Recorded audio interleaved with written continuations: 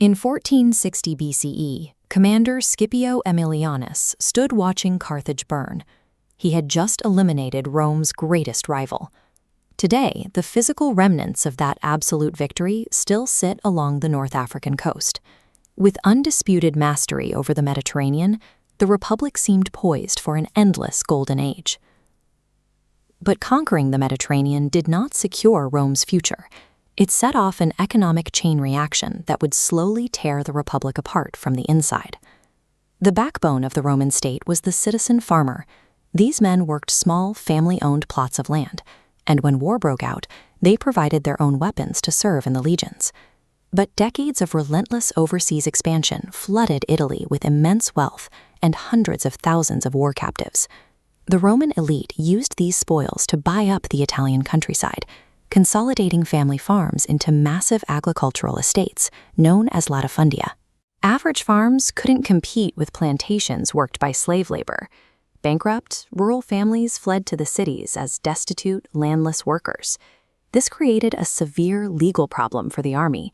Roman law strictly required a man to own property before he could be conscripted. As wealth concentrated at the very top, the pool of eligible land-owning recruits shrank to a fraction of its former size.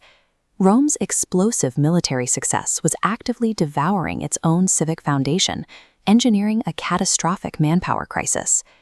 This demographic crisis eventually collided with the stubborn center of Roman politics, the Senate.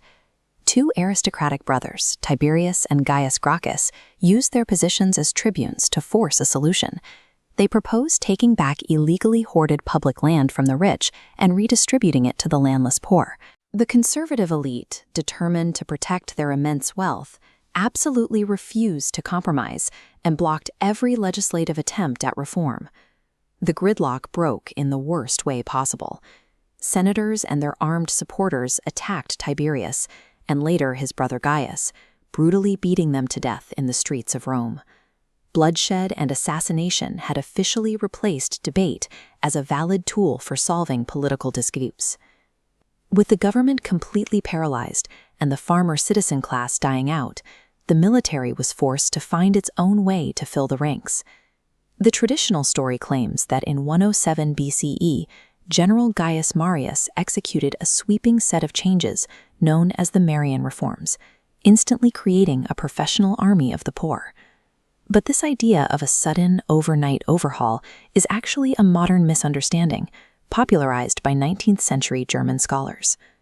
Modern historians have shown that Marius didn't execute a master plan. He simply utilized a temporary emergency levy of volunteers to fight a specific war in North Africa. The real shift took decades. Through prolonged, desperate conflicts like the Social War, property requirements were slowly ignored out of necessity, allowing men to serve simply to survive. There was no sudden military reform. It suffered a slow, messy degradation from proud civic duty into desperate paycheck-to-paycheck soldiering. By the 1st century BCE, the Republic still existed on paper, but the Senate had permanently alienated the lower classes. The common soldier realized that a gridlocked government was never going to provide them with consistent pay, a promised land, or a secure retirement. To secure their futures, these desperate men stopped looking to the state and started looking exclusively to their commanding generals. This created what historians call the client army. Backed by legions that were loyal to them personally, ambitious warlords realized they had the leverage to march on Rome itself, triggering decades of devastating civil war. The Roman legion had ceased to be an instrument of national defense. It was now a private weapon, wielded by wealthy individuals to tear down the state. The Roman Republic collapsed under the cumulative weight of its own internal failures.